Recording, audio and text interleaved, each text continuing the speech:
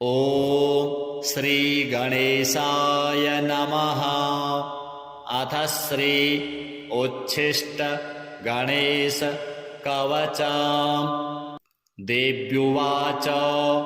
देवदेव जगन्नाथ सृष्टिस्थितिलयात्मक विना ध्यानं विना मन्त्रं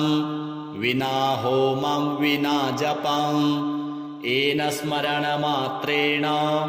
लभ्यते चासु चिन्तितं तदेव श्रोतुमिच्छामि कथयस्व जगत्प्रभो। ईश्वर उवाच शृणु देवि प्रवक्ष्यामि गुह्याद्गुह्यतरं महत् उच्छिष्टगणनाथस्य कवचं सर्वसिद्धिदम्। अल्पायासेर्विना कष्टैर्जपमात्रेण सिद्धिदम्। एकान्ते निर्जनेरण्ये गह्वरे च रथाङ्गणे सिन्धुतीरे च गङ्गायाः कूले वृक्षतले जले सर्वदेवालये तीर्थे लब्ध्वा सम्यक् जपं चरेत्। स्नानशौचादिकं नास्ति निर्वधनं प्रिये दारिद्र्यान्तकरं शीघ्रं सर्वतत्त्वं जनप्रिये। सहस्रशपथं कृत्वा यदि स्नेहोऽस्ति मां प्रति निन्दकाय कुशिष्याय खलाय कुटिलाय च दुष्टाय परशिष्याय घातकाय शठाय च वञ्चकाय वरघ्नाय ब्रह्माणि गमनाय च अशक्ताय च क्रूराय गुरुद्रोहरताय च न दातव्यं न दातव्यं कदाचन गुरुभक्ताय दातव्यं सच्छिष्याय विशेषतः तेषां सिद्ध्यन्ति शीघ्रेण ह्यन्यथा न च सिद्ध्यति। गुरुसन्तुष्टिमात्रेण कलौ प्रत्यक्षसिद्धिदम्। देहोच्छिष्टैः प्रजप्तव्यं तथोच्छिष्टैर्महामनुः। आकाशे च फलं प्राप्तं नान्यथा वचनं मम। एषा राजवती विद्या विना पुण्यं न लभ्यते। अथ वक्ष्यामि देवेशि कवचं मन्त्रपूर्वकं येन विज्ञातमात्रेण राजभोगफलप्रदम्। ऋषिर्मे गणकः पातु शिरसि च निरन्तरं। त्राहि मां देवि गायत्री छन्दो ऋषिः सदा मुखे। हृदये पातु मां नित्यम् उच्छिष्टगणदेवता। गुह्यो रक्षतु तद्बीजं स्वाहा शक्तिश्च पादयोः। कामकीलक सर्वाङ्गे विनियोगश्च सर्वदा। पार्श्वद्वये सदा पातु स्वशक्तिं गणनायकः। शिखायां पातु तद्बीजं भ्रूमध्ये तारबीजकम्। हस्तिवक्त्रश्च शिरसि लम्बोदरो ललाटके। उच्छिष्टो नेत्रयोः पातु कर्णौ पातु महात्मने। पाशाङ्कुशमहाबीजं नासिकायां च रक्षतु। भूतीश्वरः परः पातु आस्यं जिह्वां स्वयं वपुः। तद्बीजं पातु मां नित्यं ग्रीवायां कण्ठदेशके। गम्बीजं च तथा रक्षेत् तथा त्वग्रे च पृष्ठके। सर्वकामश्च हृत्पातु पातु मां च करद्वये। उच्छिष्टाय च हृदये वह्निबीजं तथोदरे। मायाबीजं तथा कट्यां द्वाऊरुसिद्धिदायकः जङ्घायां गणनाथश्च पादौ पातु विनायकः शिरसः पादपर्यन्तम् उच्छिष्टगणनायकः आपादमस्तकान्तं च उमापुत्रश्च पातु माम् दिशोष्टौ च तथाकाशे पाताले विदिशाष्टके अहर्निशं च मां पातु मदचञ्चललोचनः जले नले च सङ्ग्रामे दुष्टकारागृहे वने राजद्वारे घोरपथे पातु मां गणनायकः इदं तु कवचं गुह्यं मम वक्त्राद्विनिर्गतं त्रैलोक्ये सततं पातु द्विभुजश्च चतुर्भुजः बाह्यमभ्यन्तरं पातु सिद्धिबुद्धिर्विनायकः सर्वसिद्धिप्रदं देवी कवचं रिद्धिसिद्धिदम् एकान्ते प्रजपेन्मन्त्रं कवचं युक्तिसंयुतम् इदं रहस्यं कवचम् उच्छिष्टगणनायकम् सर्ववर्मसु देवेशि इदं कवचनायकम् एतत् कवचमाहात्म्यं वर्णितं नैव शक्यते धर्मार्थकाममोक्षं च नानाफलप्रदं नृणाम् शिवपुत्रः सदा पातु पातु मां सुरार्चितः गजाननः सदा पातु गणराजश्च पातु मां सदा शक्तिरतः पातु पातु मां कामविह्वलः सर्वाभरणभूषाढ्यः पातु मां सिन्दूरार्चितः पञ्चमोदकरः पातु पातु मां पार्वतीसुतः पाशाङ्कुशधरः पातु पातु मां च धनेश्वरः गदाधरः सदा पातु पातु मां काममोहितः नग्ननारीरतः पातु पातु मां च गणेश्वरः अक्षयं वरदः पातु शक्तियुक्तिः सदावतु भालचन्द्रः सदा पातु नानारत्नविभूषितः उच्छिष्टगणनाथश्च मदाघूर्णितलोचनः नारीयोनिरसास्वादः पातु मां गजकर्णकः प्रसन्नवदनः पातु पातु मां भगवल्लभः जटाधरः सदा पातु पातु मां च किरीटिकः पद्मासनस्थितः पातु रक्तवर्णश्च पातु मां नग्नसाममदोन्मत्तः पातु मां गणदैवतः वामाङ्गे सुन्दरीयुक्तः पातु मां मन्यथ प्रभुः क्षेत्रपः पिशितं पातु पातु मां श्रुतिपाठकः भूषणाढ्यस्तु मां पातु नानाभोगसमन्वितः स्मिताननः सदा पातु स्त्रीगणेशकुलान्वितः श्रीरक्तचन्दनमयः सुलक्षणगणेश्वरः श्वेतार्कगणनाथश्च हरिद्रागणनायकः पारभद्रगणेशश्च पातु सप्तगणेश्वरः प्रवालकगणाध्यक्षो गजदन्तो गणेश्वरः हरबीजगणेशश्च भद्राक्षगणनायकः दिव्यौषधिसमुद्भूतो गणेशाश्चिन्तितप्रदः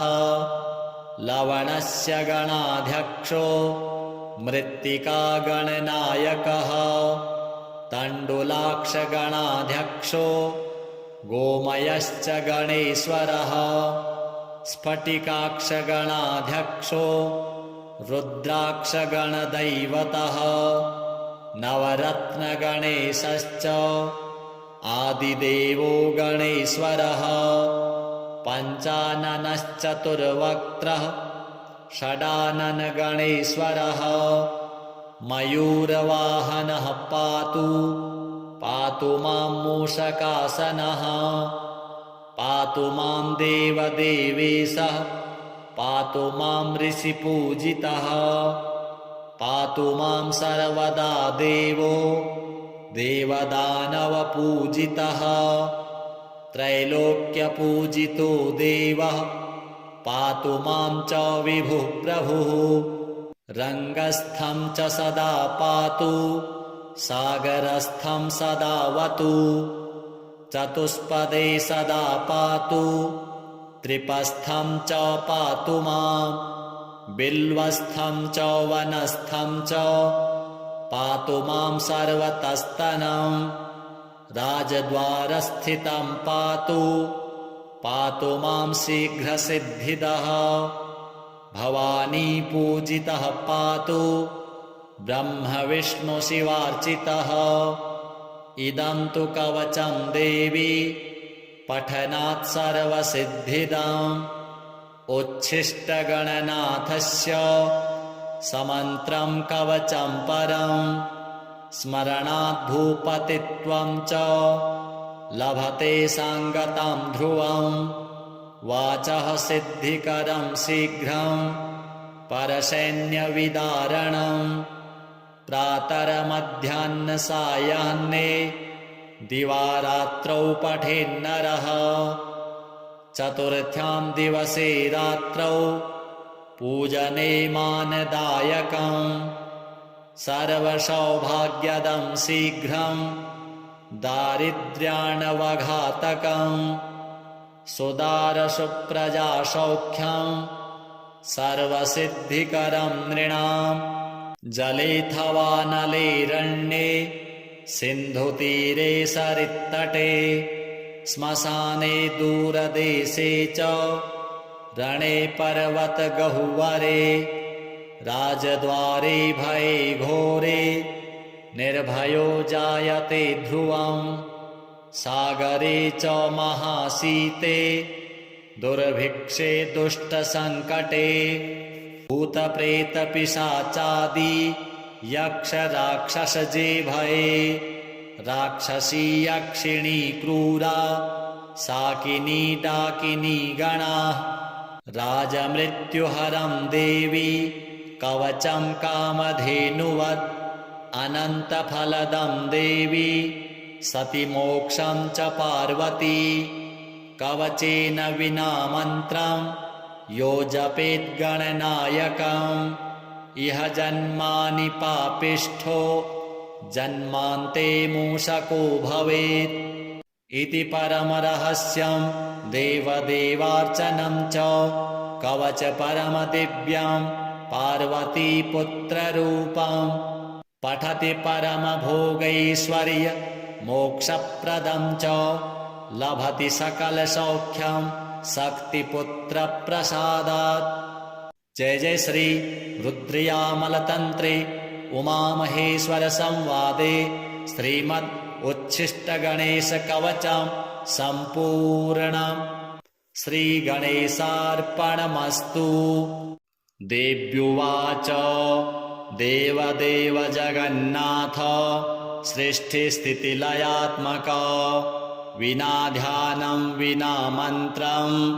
विना होमं विना जपं येन स्मरणमात्रेण लभ्यते चासु चिन्तितं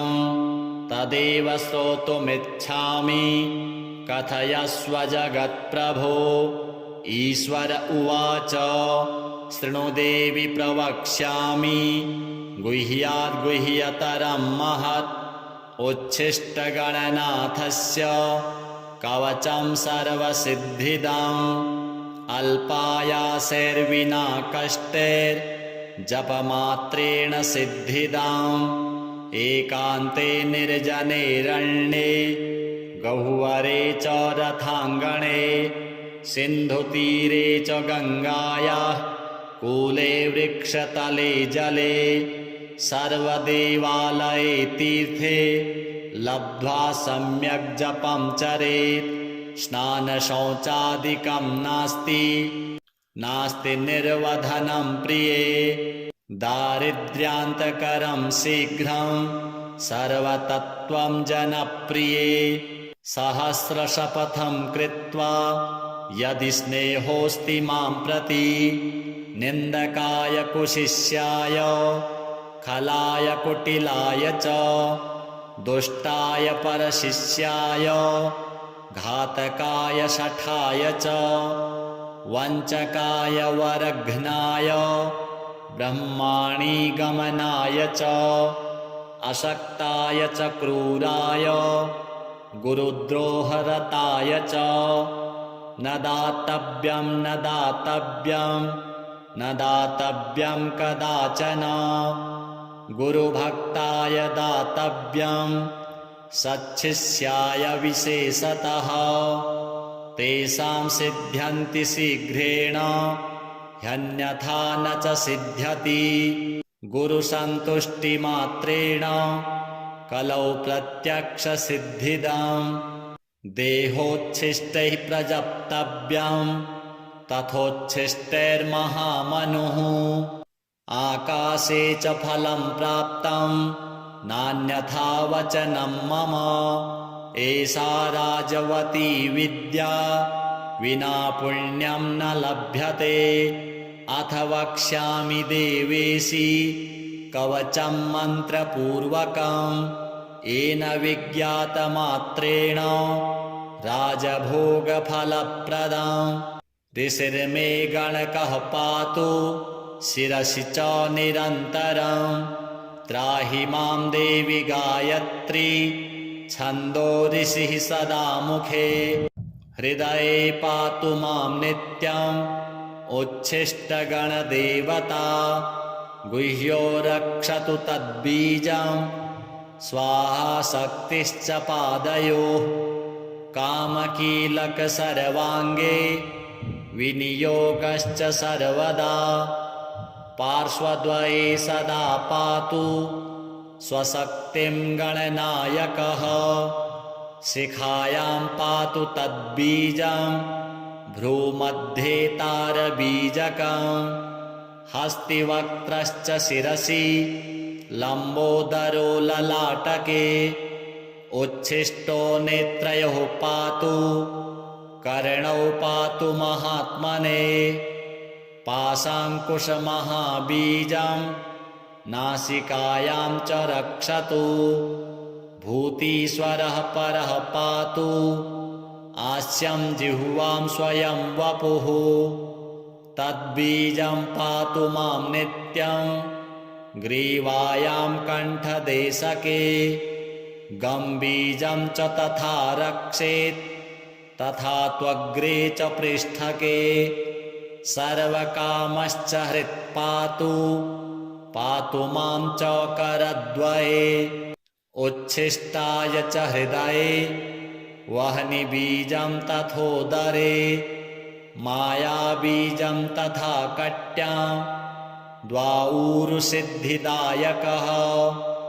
जङ्घायां गणनाथश्च पादौ पातु विनायकः शिरसः पादपर्यन्तम् उच्छिष्टगणनायकः आपादमस्तकान्तं च उमापुत्रश्च पातु मां दिशोष्टौ च तथाकाशे पाताले विदिशाष्टके अहर्निशं च मां पातु मदचञ्चललोचनः जले नले च सङ्ग्रामे दुष्टकारागृहे वने राजद्वारे घोरपथे पातु मां गणनायकः इदं तु कवचं गुह्यं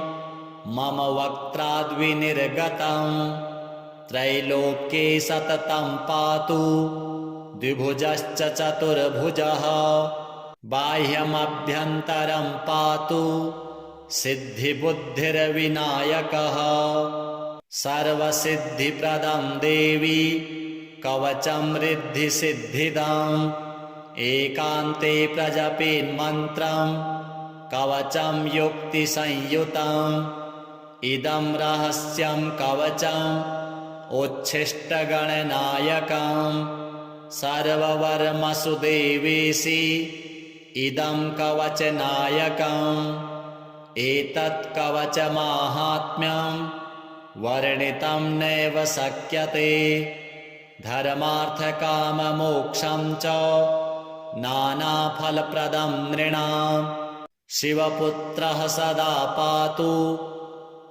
मां सुरार्चितः गजाननः सदा पातु गणराजश्च पातु मां सदा शक्तिरतः पातु मां कामविह्वलः सर्वाभरणभूषाढ्यः पातु मां सिन्दूरार्चितः पञ्चमोदकरः पातु मां पार्वतीसुतः पाशाङ्कुशधरः पातु मां च धनेश्वरः गदाधरः सदा पातु मां काममोहितः नग्ननारीरतः पातु मां च गणेश्वरः अक्षयं वरदः शक्तियुक्तिः सदावतु भालचन्द्रः सदा नानारत्नविभूषितः उच्छिष्टगणनाथश्च मदाघूर्णितलोचनः नारीयोनिरसास्वादः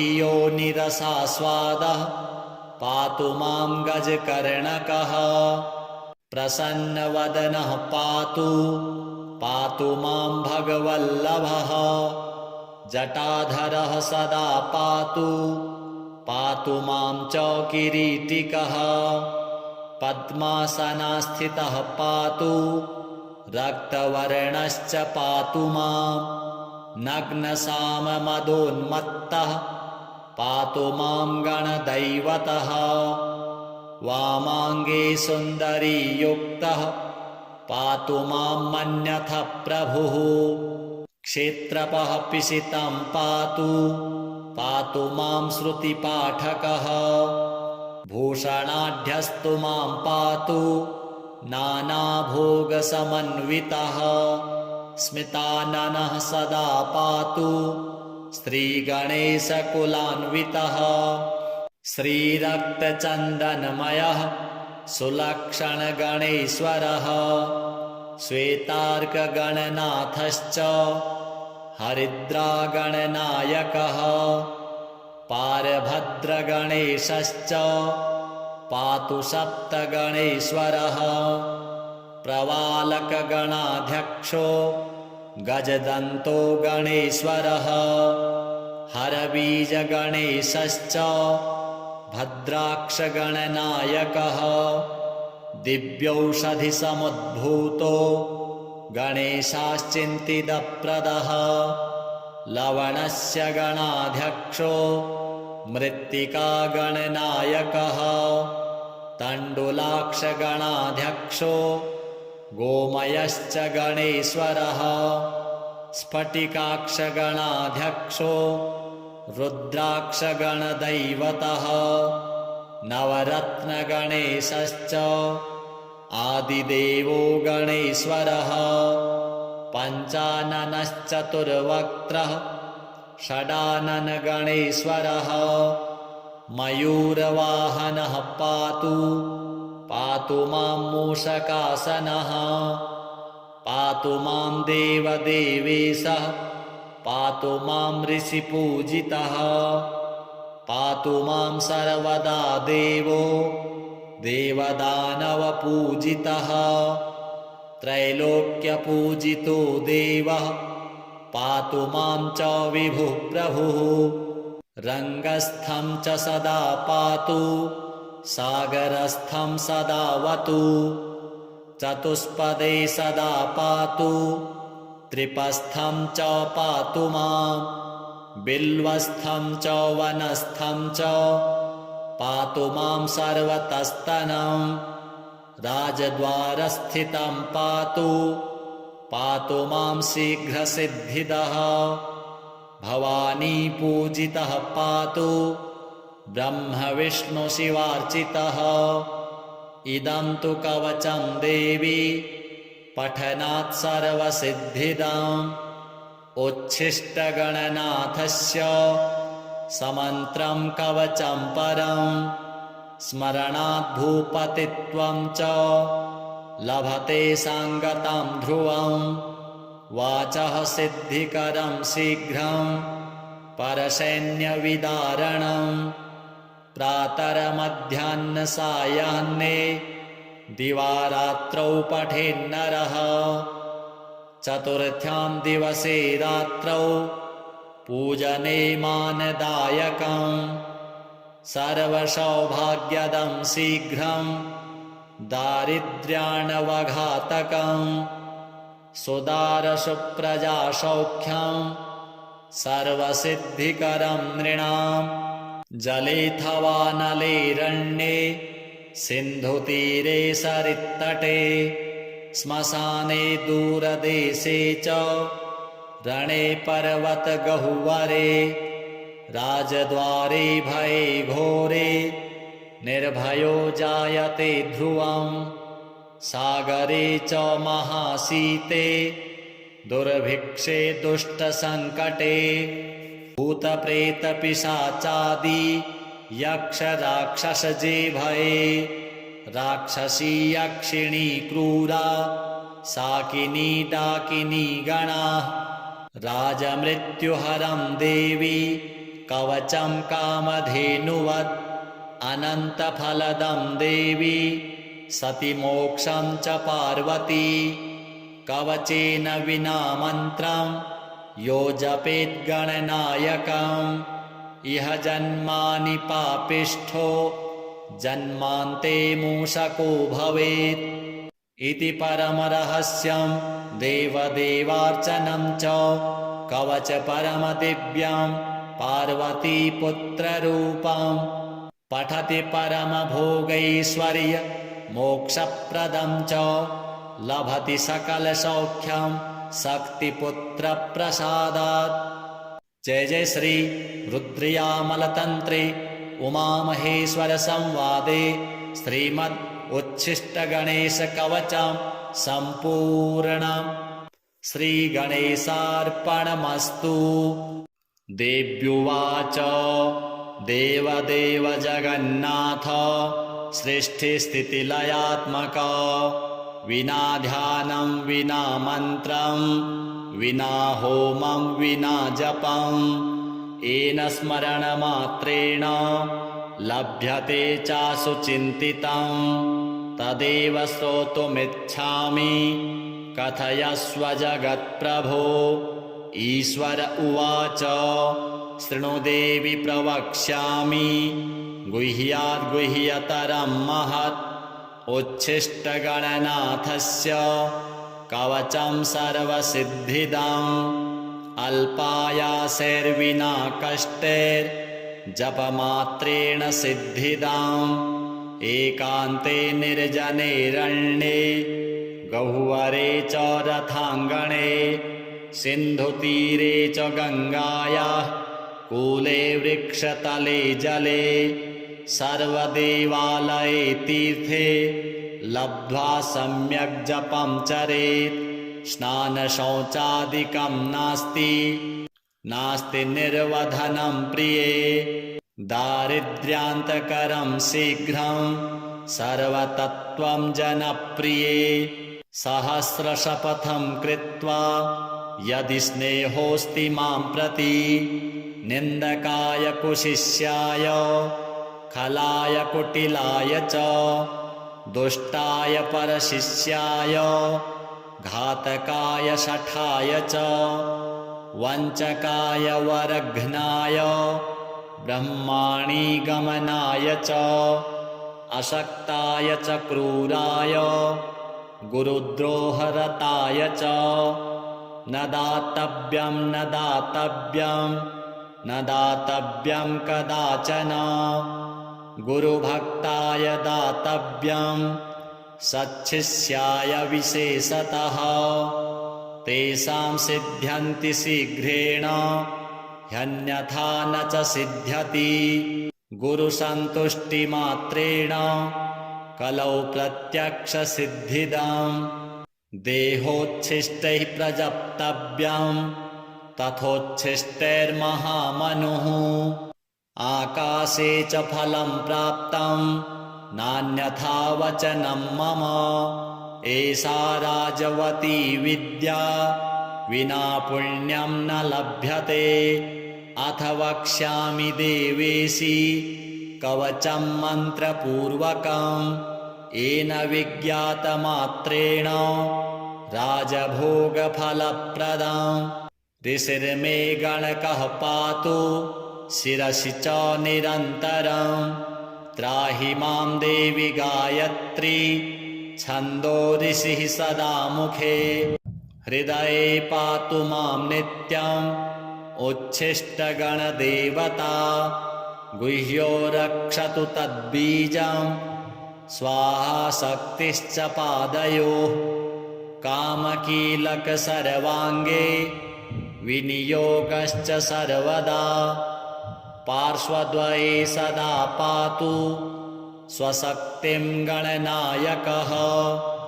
शिखायां पातु तद्बीजं भ्रूमध्ये तारबीजकम् हस्तिवक्त्रश्च शिरसि लम्बोदरो ललाटके उच्छिष्टो नेत्रयोः पातु कर्णौ पातु महात्मने पाशाङ्कुशमहाबीजं नासिकायां च रक्षतु भूतीश्वरः परः पातु आस्यं जिह्वां स्वयं वपुः तद्बीजं पातु मां नित्यं ग्रीवायां कण्ठदेशके गम्बीजं च तथा रक्षेत् तथा त्वग्रे च पृष्ठके सर्वकामश्च हृत्पातु पातु मां च करद्वये उच्छिष्टाय च हृदये वह्निबीजं तथोदरे मायाबीजं तथा कट्यां द्वाऊरुसिद्धिदायकः जङ्घायां गणनाथश्च पादौ पातु विनायकः शिरसः पादपर्यन्तम् उच्छिष्टगणनायकः आपादमस्तकान्तं च उमापुत्रश्च पातु मां दिशोष्टौ च तथाकाशे पाताले विदिशाष्टके अहर्निशं च मां पातु मदचञ्चललोचनः जले नले च सङ्ग्रामे दुष्टकारागृहे वने राजद्वारे घोरपथे पातु मां गणनायकः इदं तु कवचं गुह्यं मम वक्त्राद्विनिर्गतं त्रैलोक्ये सततं पातु द्विभुजश्च चतुर्भुजः बाह्यमभ्यन्तरं पातु सिद्धिबुद्धिर्विनायकः सर्वसिद्धिप्रदं देवी कवचं रिद्धिसिद्धिदम् एकान्ते प्रजपेन्मन्त्रं कवचं युक्तिसंयुतम् इदं रहस्यं कवचम् उच्छिष्टगणनायकम् सर्ववर्मसु देवेशि इदं कवचनायकम् एतत् कवचमाहात्म्यं वर्णितं नैव शक्यते धर्मार्थकाममोक्षं च नानाफलप्रदं नृणाम् शिवपुत्रः सदा पातु पातु मां सुरार्चितः गजाननः सदा पातु गणराजश्च पातु मां सदा शक्तिरतः पातु पातु मां कामविह्वलः सर्वाभरणभूषाढ्य पातु मां सिन्दूरार्चितः पञ्चमोदकरः पातु मां पार्वतीसुतः पाशाङ्कुशधरः पातु मां च धनेश्वरः गदाधरः सदा पातु मां काममोहितः नग्ननारीरतः पातु मां च गणेश्वरः अक्षयं वरदः शक्तियुक्तिः सदावतु भालचन्द्रः सदा नानारत्नविभूषितः उच्छिष्टगणनाथश्च मदाघूर्णितलोचनः नारीयोनिरसास्वादः पातु मां गजकर्णकः प्रसन्नवदनः पातु मां भगवल्लभः जटाधरः सदा पातु मां च किरीटिकः पद्मासनस्थितः रक्तवर्णश्च पातु मां नग्नसाममदोन्मत्तः पातु मां गणदैवतः वामाङ्गे सुन्दरीयुक्तः पातु मां मन्यथ प्रभुः क्षेत्रपः पिशितं पातु मां श्रुतिपाठकः भूषणाढ्यस्तु मां पातु नानाभोगसमन्वितः स्मिताननः सदा पातु श्रीगणेशकुलान्वितः श्रीरक्तचन्दनमयः सुलक्षणगणेश्वरः श्वेतार्कगणनाथश्च हरिद्रागणनायकः पारभद्रगणेशश्च पातु सप्तगणेश्वरः प्रवालकगणाध्यक्षो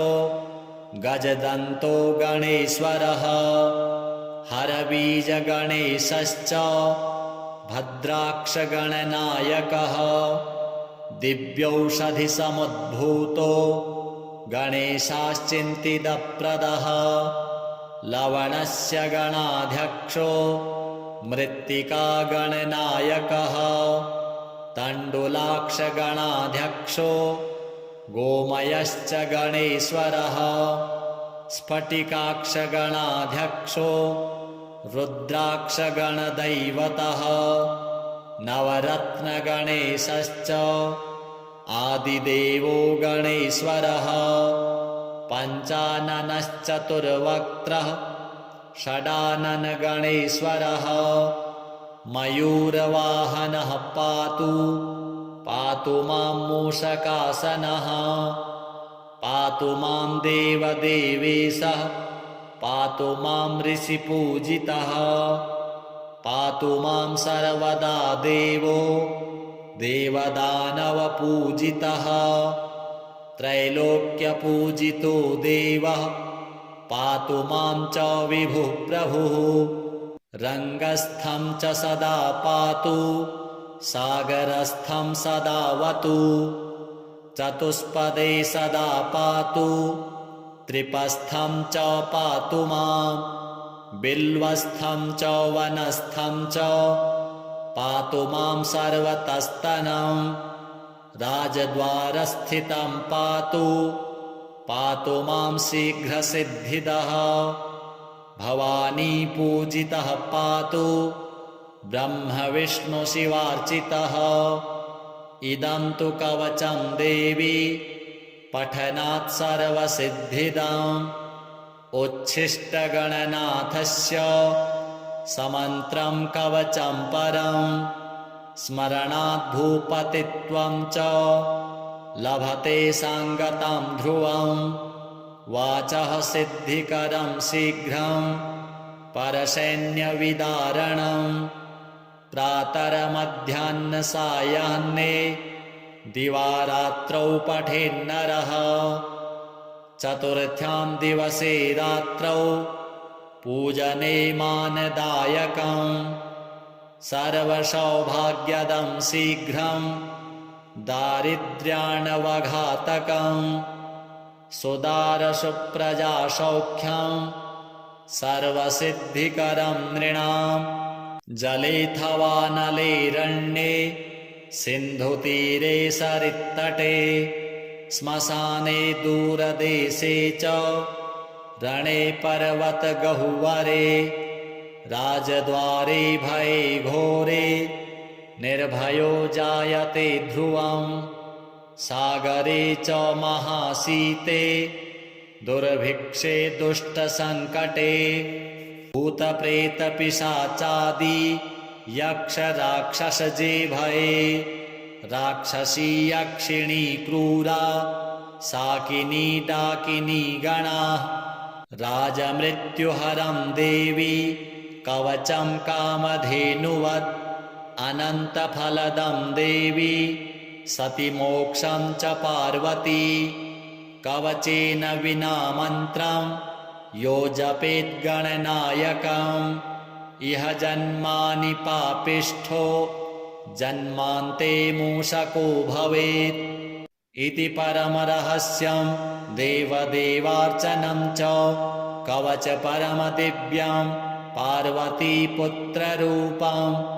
पठति परमभोगैश्वर्य मोक्षप्रदं च लभति सकलसौख्यं शक्तिपुत्रप्रसादात्। जय जय श्री रुद्रयामलतन्त्रे उमामहेश्वर संवादे श्रीमद् उच्छिष्टगणेशकवचं सम्पूर्णम्। श्रीगणेशार्पणमस्तु। देव्युवाच देवदेव जगन्नाथ सृष्टिस्थितिलयात्मक विना ध्यानं विना मन्त्रं विना होमं विना जपं येन स्मरणमात्रेण लभ्यते चासु चिन्तितं तदेव श्रोतुमिच्छामि कथयस्व जगत्प्रभो। ईश्वर उवाच शृणु देवि प्रवक्ष्यामि गुह्याद्गुह्यतरं महत् उच्छिष्टगणनाथस्य कवचं सर्वसिद्धिदम् अल्पायासेर्विना कष्टैर्जपमात्रेण सिद्धिदम् एकान्ते निर्जनेरण्ये गह्वरे च रथाङ्गणे सिन्धुतीरे च गङ्गायाः कूले वृक्षतले जले सर्वदेवालये तीर्थे लब्ध्वा सम्यक् जपं चरेत् स्नानशौचादिकं नास्ति निर्वधनं प्रिये दारिद्र्यान्तकरं शीघ्रं सर्वतत्त्वं जनप्रिये सहस्रशपथं कृत्वा यदि स्नेहोऽस्ति मां प्रति निन्दकाय कुशिष्याय खलाय कुटिलाय च दुष्टाय परशिष्याय घातकाय शठाय च वञ्चकाय वरघ्नाय ब्रह्माणि गमनाय च अशक्ताय च क्रूराय गुरुद्रोहरताय च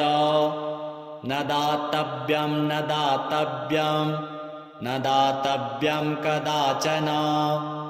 गुरुभक्ताय दातव्यं सच्छिष्याय विशेषतः तेषां सिद्ध्यन्ति शीघ्रेण ह्यन्यथा न च सिद्ध्यति गुरुसन्तुष्टिमात्रेण कलौ प्रत्यक्षसिद्धिदम् देहोच्छिष्टैः प्रजप्तव्यं तथोच्छिष्टैर्महामनुः आकाशे च फलं प्राप्तं नान्यथा वचनं मम एषा राजवती विद्या विना पुण्यं न लभ्यते अथ वक्ष्यामि देवेशि कवचं मन्त्रपूर्वकं येन विज्ञातमात्रेण राजभोगफलप्रदम् ऋषिर्मे गणकः पातु शिरसि च निरन्तरं त्राहि मां देवि गायत्री छन्दो ऋषिः सदा मुखे हृदये पातु मां नित्यम् उच्छिष्टगणदेवता गुह्यो रक्षतु तद्बीजं स्वाहा शक्तिश्च पादयोः कामकीलक सर्वाङ्गे विनियोगश्च सर्वदा पार्श्वद्वये सदा पातु स्वशक्तिं गणनायकः शिखायां पातु तद्बीजं भ्रूमध्ये तारबीजकम् हस्तिवक्त्रश्च शिरसि लम्बोदरो ललाटके उच्छिष्टो नेत्रयोः पातु कर्णौ पातु महात्मने पाशाङ्कुशमहाबीजं नासिकायां च रक्षतु भूतीश्वरः परः पातु आस्यं जिह्वां स्वयं वपुः तद्बीजं पातु मां नित्यं ग्रीवायां कण्ठदेशके गम्बीजं च तथा रक्षेत् तथा त्वग्रे च पृष्ठके सर्वकामश्च हृत्पातु पातु मां च करद्वये उच्छिष्टाय च हृदये वह्निबीजं तथोदरे मायाबीजं तथा कट्यां द्वाऊरुसिद्धिदायकः जङ्घायां गणनाथश्च पादौ पातु विनायकः शिरसः पादपर्यन्तम् उच्छिष्टगणनायकः आपादमस्तकान्तं च उमापुत्रश्च पातु मां दिशोष्टौ च तथाकाशे पाताले विदिशाष्टके अहर्निशं च मां पातु मदचञ्चललोचनः जले नले च सङ्ग्रामे दुष्टकारागृहे वने राजद्वारे घोरपथे पातु मां गणनायकः इदं तु कवचं गुह्यं मम वक्त्राद्विनिर्गतं त्रैलोक्ये सततं पातु द्विभुजश्च चतुर्भुजः बाह्यमभ्यन्तरं पातु सिद्धिबुद्धिर्विनायकः सर्वसिद्धिप्रदं देवी कवचं रिद्धिसिद्धिदम् एकान्ते प्रजपेन्मन्त्रं कवचं युक्तिसंयुतम् इदं रहस्यं कवचम् उच्छिष्टगणनायकम् सर्ववर्मसु देवेशि इदं कवचनायकम् एतत् कवचमाहात्म्यं वर्णितं नैव शक्यते धर्मार्थकाममोक्षं च नानाफलप्रदं नृणां शिवपुत्रः सदा पातु मां सुरार्चितः गजाननः सदा पातु गणराजश्च पातु मां सदा शक्तिरतः पातु मां कामविह्वलः सर्वाभरणभूषाढ्यः पातु मां सिन्दूरार्चितः पञ्चमोदकरः पातु मां पार्वतीसुतः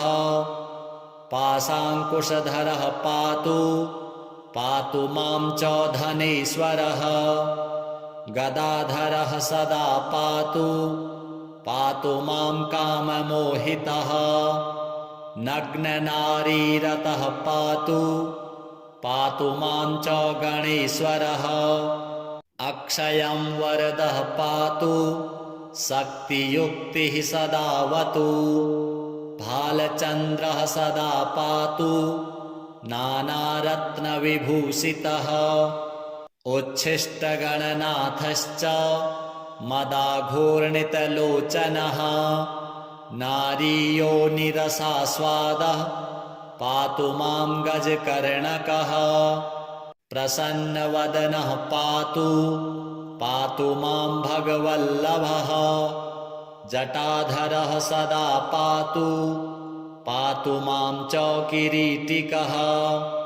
पद्मासनस्थितः पातु रक्तवर्णश्च पातु मां नग्नसाममदोन्मत्तः पातु मां गणदैवतः वामाङ्गे सुन्दरीयुक्तः पातु मां मन्यथ प्रभुः क्षेत्रपः पिशितं पातु मां श्रुतिपाठकः भूषणाढ्यस्तु मां पातु नानाभोगसमन्वितः स्मिताननः सदा पातु श्रीगणेशकुलान्वितः श्रीरक्तचन्दनमयः सुलक्षणगणेश्वरः श्वेतार्कगणनाथश्च हरिद्रागणनायकः पारभद्रगणेशश्च पातु सप्तगणेश्वरः प्रवालकगणाध्यक्षो गजदन्तो गणेश्वरः हरबीजगणेशश्च भद्राक्षगणनायकः दिव्यौषधिसमुद्भूतो गणेशाश्चिन्तितप्रदः लवणस्य गणाध्यक्षो मृत्तिकागणनायकः तण्डुलाक्षगणाध्यक्षो गोमयश्च गणेश्वरः स्फटिकाक्षगणाध्यक्षो रुद्राक्षगणदैवतः नवरत्नगणेशश्च आदिदेवो गणेश्वरः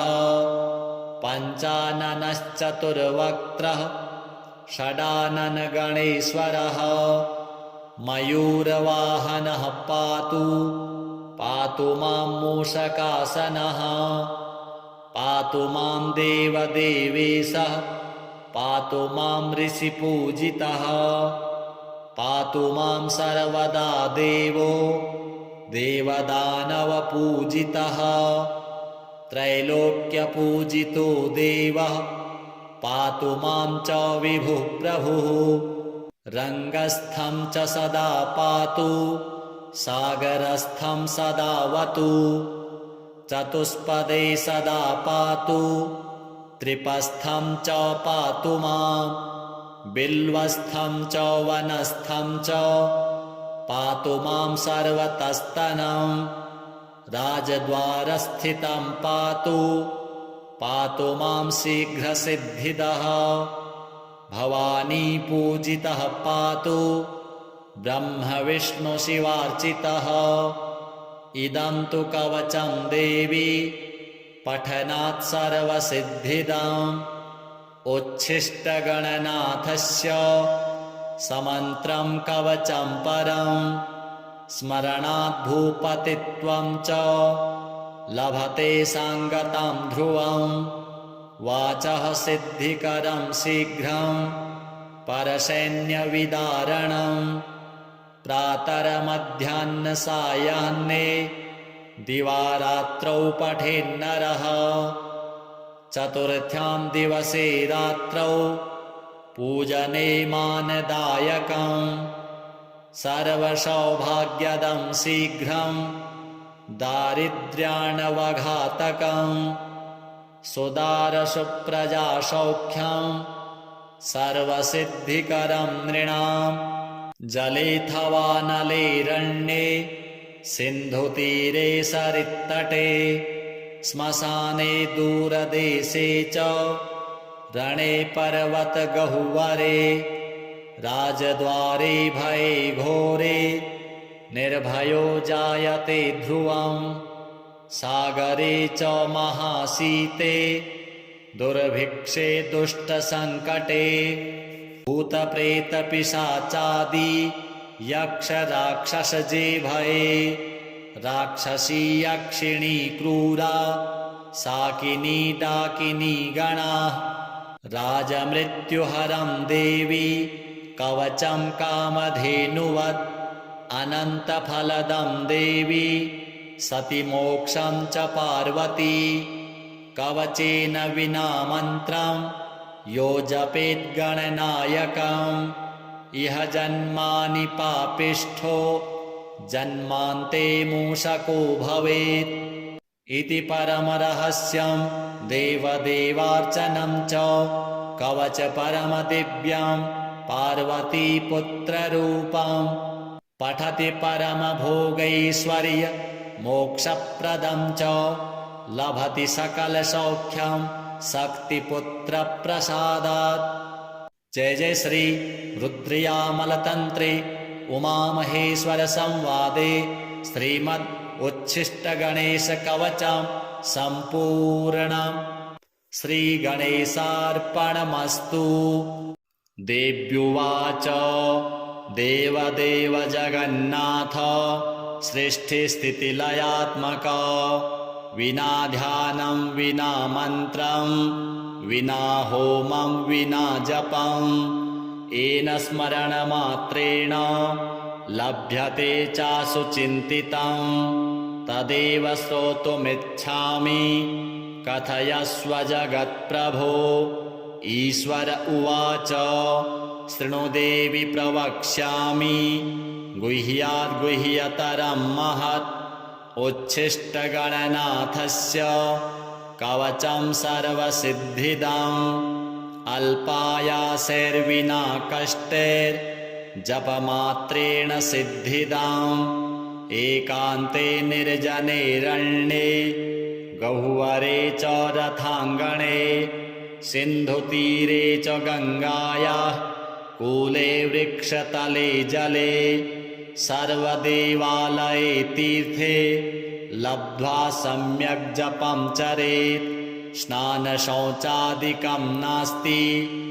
नास्ति निर्वधनं प्रिये दारिद्र्यान्तकरं शीघ्रं सर्वतत्त्वं जनप्रिये सहस्रशपथं कृत्वा यदि स्नेहोऽस्ति मां प्रति निन्दकाय कुशिष्याय खलाय कुटिलाय च दुष्टाय परशिष्याय घातकाय शठाय च वञ्चकाय वरघ्नाय ब्रह्माणि गमनाय च अशक्ताय च क्रूराय गुरुद्रोहरताय च न दातव्यं न दातव्यं न दातव्यं कदाचन गुरुभक्ताय दातव्यं सच्छिष्याय विशेषतः तेषां सिद्ध्यन्ति शीघ्रेण ह्यन्यथा न च सिद्ध्यति गुरुसन्तुष्टिमात्रेण कलौ प्रत्यक्षसिद्धिदम् देहोच्छिष्टैः प्रजप्तव्यं तथोच्छिष्टैर्महामनुः आकाशे च फलं प्राप्तं नान्यथा वचनं मम एषा राजवती विद्या विना पुण्यं न लभ्यते अथ वक्ष्यामि देवेशि कवचं मन्त्रपूर्वकम् येन विज्ञातमात्रेण राजभोगफलप्रदम् ऋषिर्मे गणकः पातु शिरसि च निरन्तरम् त्राहि मां देवि गायत्री छन्दो ऋषिः सदा मुखे हृदये पातु मां नित्यम् उच्छिष्टगणदेवता गुह्यो रक्षतु तद्बीजम् स्वाहा शक्तिश्च पादयोः कामकीलक सर्वाङ्गे विनियोगश्च सर्वदा पार्श्वद्वये सदा पातु स्वशक्तिं गणनायकः शिखायां पातु तद्बीजं भ्रूमध्ये तारबीजकम् हस्तिवक्त्रश्च शिरसि लम्बोदरो ललाटके उच्छिष्टो नेत्रयोः पातु कर्णौ पातु महात्मने पाशाङ्कुशमहाबीजं नासिकायां च रक्षतु भूतीश्वरः परः पातु आस्यं जिह्वां स्वयं वपुः तद्बीजं पातु मां नित्यं ग्रीवायां कण्ठदेशके गम्बीजं च तथा रक्षेत् तथा त्वग्रे च पृष्ठके सर्वकामश्च हृत्पातु पातु मां च करद्वये उच्छिष्टाय च हृदये वह्निबीजं तथोदरे मायाबीजं तथा कट्यां द्वाऊरुसिद्धिदायकः जङ्घायां गणनाथश्च पादौ पातु विनायकः शिरसः पादपर्यन्तम् उच्छिष्टगणनायकः आपादमस्तकान्तं च उमापुत्रश्च पातु मां दिशोष्टौ च तथाकाशे पाताले विदिशाष्टके अहर्निशं च मां पातु मदचञ्चललोचनः जले नले च सङ्ग्रामे दुष्टकारागृहे वने राजद्वारे घोरपथे पातु मां गणनायकः इदं तु कवचं गुह्यं मम वक्त्राद्विनिर्गतं त्रैलोक्ये सततं पातु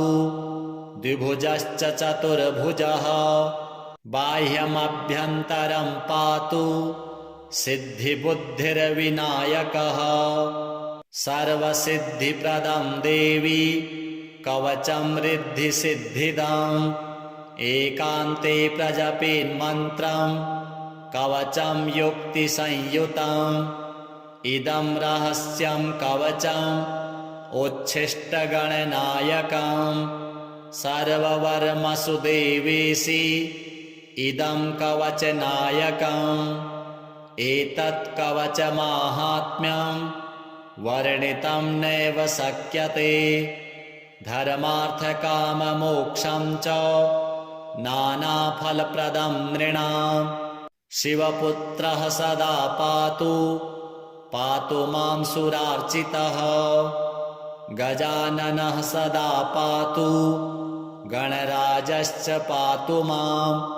सदा शक्तिरतः पातु मां कामविह्वलः सर्वाभरणभूषाढ्यः पातु मां सिन्दूरार्चितः पञ्चमोदकरः पातु मां पार्वतीसुतः पाशाङ्कुशधरः पातु मां च धनेश्वरः गदाधरः सदा पातु मां काममोहितः नग्ननारीरतः पातु मां च गणेश्वरः अक्षयं वरदः पातु शक्तियुक्तिः सदावतु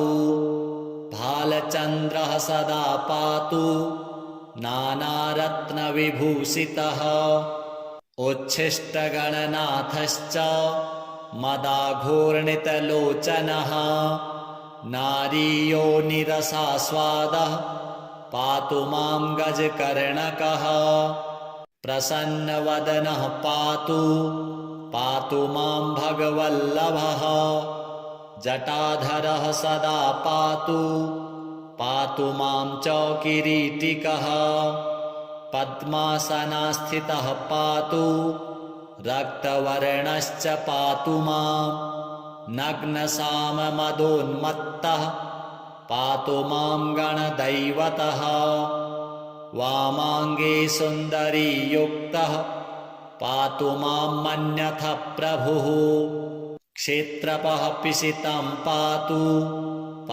मां श्रुतिपाठकः भूषणाढ्यस्तु मां पातु नानाभोगसमन्वितः स्मिताननः सदा पातु श्रीगणेशकुलान्वितः श्रीरक्तचन्दनमयः सुलक्षणगणेश्वरः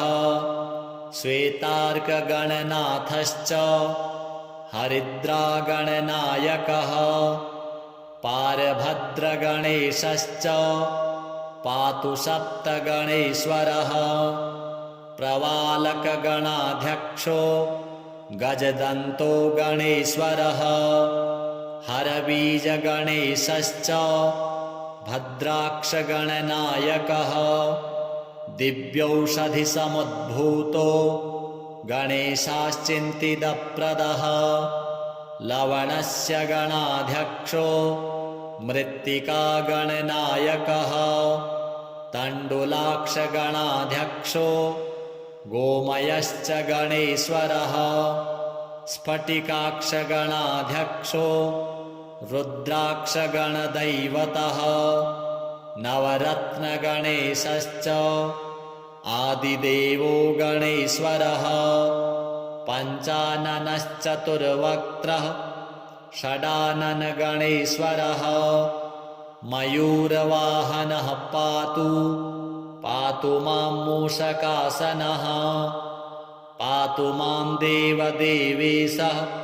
पातु मां ऋषिपूजितः पातु मां सर्वदा देवो देवदानवपूजितः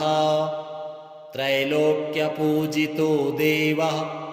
पातु मां च विभुः प्रभुः रङ्गस्थं च सदा पातु सागरस्थं सदावतु चतुष्पदे सदा पातु त्रिपस्थं च पातु मां बिल्वस्थं च वनस्थं च पातु मां सर्वतस्तनं राजद्वारस्थितं पातु मां शीघ्रसिद्धिदः भवानी पूजितः पातु ब्रह्मविष्णुशिवार्चितः इदं तु कवचं देवी पठनात् सर्वसिद्धिदम् उच्छिष्टगणनाथस्य समन्त्रं कवचं परं स्मरणात् भूपतित्वं च लभते साङ्गतं ध्रुवं वाचः सिद्धिकरं शीघ्रं परसैन्यविदारणं प्रातरमध्याह्नसायाह्ने दिवारात्रौ पठेन्नरः चतुर्थ्यां दिवसे रात्रौ पूजने मानदायकं सर्वसौभाग्यदं शीघ्रं दारिद्र्याणवघातकं सुदारसुप्रजासौख्यं सर्वसिद्धिकरं नृणां जलेऽथवा नलेरण्ये सिन्धुतीरे सरित्तटे श्मशाने दूरदेशे च रणे पर्वतगह्वरे राजद्वारे भये घोरे निर्भयो जायते ध्रुवं सागरे च महाशीते दुर्भिक्षे दुष्टसङ्कटे भूतप्रेतपिशाचादि यक्षराक्षसजे भये राक्षसी यक्षिणी क्रूरा साकिनी डाकिनी गणाः राजमृत्युहरं देवी कवचं कामधेनुवत् अनन्तफलदं देवी सति मोक्षं च पार्वती कवचेन विना मन्त्रं यो जपेत् गणनायकम् इह जन्मानि पापिष्ठो जन्मान्ते मूषको भवेत् इति परमरहस्यं देवदेवार्चनं च कवच परमदिव्यं पार्वतीपुत्ररूपं पठति परमभोगैश्वर्य मोक्षप्रदं च लभति सकलसौख्यं शक्तिपुत्रप्रसादात्। जय जय श्री रुद्रयामलतन्त्रे उमामहेश्वर संवादे श्रीमद् उच्छिष्टगणेशकवचं सम्पूर्णम्। श्रीगणेशार्पणमस्तु।